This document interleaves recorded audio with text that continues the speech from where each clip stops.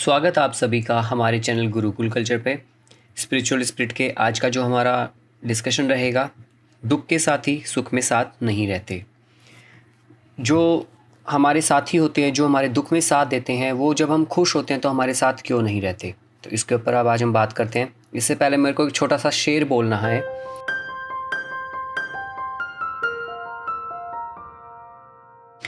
वो जो मेरे गम में शरीक था, वो जो मेरे गम में शरीक था, जिसे मेरा गम भी अजीज था। मैं जो खुश हुआ तो पता चला वो मेरी खुशी के खिलाफ था।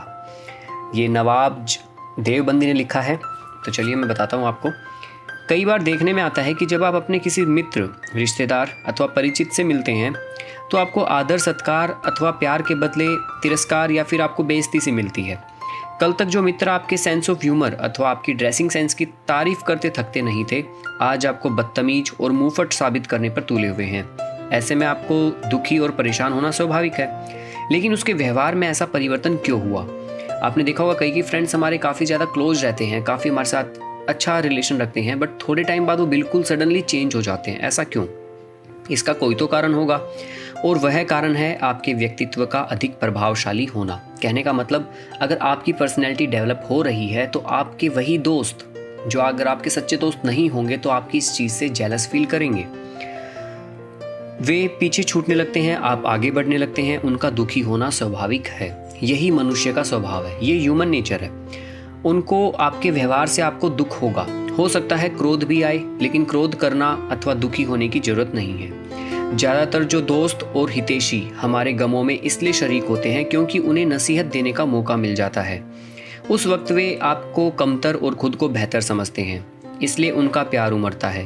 पर खुशी के वक्त वही खिलाफ हो जाते हैं, क्योंकि जब आप खुश होते हैं तो आपका कद ऊंचा और कमतर होता है, और उस वक्त उनके साथ खुशी वाला जो वाक़या नहीं हुआ होता तो उनके साथ उल्टा होता है। आप सभी ने 3 इडियट्स मूवी देखी है, तो उसमें आपको शायद एक डायलॉग याद होगा। वो कहते हैं कि दोस्त फेल हो जाए तो दुख होता है, मगर दोस्त के मार्क्स आपसे अच्छे आ जाए तो और ज़्यादा दुख होता है। इस तरह आपकी अपेक्षा की वजह है आपकी वर्तमान स्थिति से ईर्ष्या होना। अब ईर्ष्या से भला क्या मुकाबला, लेकिन उनकी ईर्ष्या इस बात का प्रमाण है कि आप सचमुच आनंदित हैं। वे लोग चाहते हैं कि आप किसी तरह इस आनंद से वंचित होकर दुखी हो।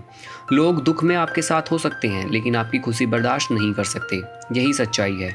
सभी लोग तो ऐसे नहीं होते, लेकिन अधिकांश ऐसे ही होते हैं। लेकिन जब आपकी बारी है, आप प्रसन्न रहना चाहते हैं अथवा आप प्रसन्नता से वंचित होना चाहते हैं, इसका एक और पक्ष भी है। जो लोग दूसरों की समृद्धि देखकर आनंदित होते हैं, उन्हें स्वयं समृद्ध होते देर नहीं लगती। देखो, मैं सिंपल आपको एक चीज़ बता रहा हूँ कि मतलब मैं सभी दोस्तों के बारे में नहीं कह रहा आपके, बट मोस्टली आजकल देखने में यही आता है कि जो हमारे रिश्तेदार होते हैं या फिर जो हमारे दोस्त होते हैं, जब हम खुश होते हैं तो हमारा साथ छोड़ देते हैं। मतलब जब हमारे पास काफ़ी साधन, जॉब, काफ़ी अच्छी हमारी लाइफ कंडीशन अच्छी हो जाती है तो वो हमसे दूर दूर चले जाते हैं। तो इसके पीछे रीज़न ये माना जाता है कि वो ईर्ष्या करते हैं, बट सभी ऐसे नहीं होते।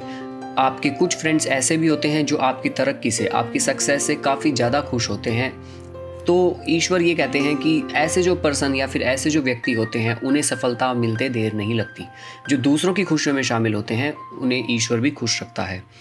जो प्रभावशाली व्यक्तित्व से संपन्न व्यक्तियों को देखकर उनकी गुणों की प्रशंसा करता है, उन्हें अपने जीवन में उतारने की कोशिश करता है, एक दिन वे खुद भी प्रभावशाली व्यक्तित्व के स्वामी बन जाते हैं। यदि आपके किन्हीं गुणों के कारण आपका व्यक्तित्व विकसित हो रहा है या प्रभावशाली बन रहा है, आप में गुणों की वृद्धि हो रही है, तो यह बात निश्चित है कि जो लोग उन गुणों से वंचित है या कमज़ोर है, वे आपकी उपेक्षा करेंगे। लेकिन ऐसे में उनको जवाब देना स्वयं के विकास को अवरुद्ध करना है। यदि आप किसी भी प्रकार से प्रतिक्रिया करते हैं तो आपकी ऊर्जा, आपकी एनर्जी ही नष्ट होगी। इससे आपकी ही कंडीशन बेकार होगी। यदि क्रोध करते हैं, यदि आप उनकी बातों का जवाब देते हैं, इस प्रकार से ईंट का जवाब पत्थर से देने का प्रयास करते हैं, तो संभव है इसमें सफल हो जाएं, लेकिन आप भी अवगुणों के शिकार बनेंगे। मैं सीधी सिंपल आपको ये बात समझाना चाहता हूँ। देखिए, ये जो हमने चैनल स्टार्ट किया है, इसके ऊपर जो स्पिरिचुअल स्पिरिट सीरीज है, इसमें मैं ये चाहता हूँ मेन कि आपका व्यक्तित्व का विकास हो, आप पर्सनैलिटी वाइज काफ़ी अच्छे बने। जो दुनिया के लोग हैं या फिर जो मैं कह लूँ जो आम इंसान होता है, वो नॉर्मली बात है, वो गुस्सा होगा, वो आप पे करेगा। बट जो ये वीडियो देख रहा है, मैं चाहता हूँ ये चीज़ ना हो। अगर आपके ऊपर कोई बुराई करे आपकी, या फिर आपको किसी चीज़ के लिए नीचा दिखाए, तो आपको उसे सह लेना है। बट आपके बहुत के दिमाग में आएगा कि सर ये चीज़ तो सही नहीं है, बल्कि हमें तो जवाब देना चाहिए। बट मैं कहूँगा यहाँ पर जवाब नहीं देना चाहिए, क्योंकि अगर आप जवाब देते हैं या फिर आप उसकी प्रतिक्रिया करते हैं, एक्शन का रिएक्शन करते हैं, तो वो आपके लिए गलत है। क्योंकि इससे आपका जो एक मॉरलिटी है या फिर आपने जो एक स्टेटस जो अपना बनाया है वो नीचे हो जाता है। तो इसलिए मैं यही कहूँगा कि आप उस अपमान को सहन करो, धैर्य रखो, क्षमा जैसे गुणों का विकास करो। हर किसी को माफ़ करने का हर किसी में बस की नहीं होती रियल में। तो आप एक अपनी क्वालिटी अपनाइए कि धैर्य रखें, हम शांत रहें, हम औरों को माफ़ करें। तो आप सद्गुणों के स्वामी बन जाएंगे आने वाले टाइम में, और आप देखिएगा आपकी पर्सनैलिटी काफ़ी डेवलप हो जाएगी। जो कहते हैं ना महान पुरुष जैसे गांधी या जो भी हुए, गौतम बुद्धा, तो आप इन लोगों की श्रेणी में आना स्टार्ट हो जाओगे। बट इसके लिए आपको खुद को बदलना होगा, खुद को परिवर्तित करना होगा। तो आज के लिए इतना ही, धन्यवाद।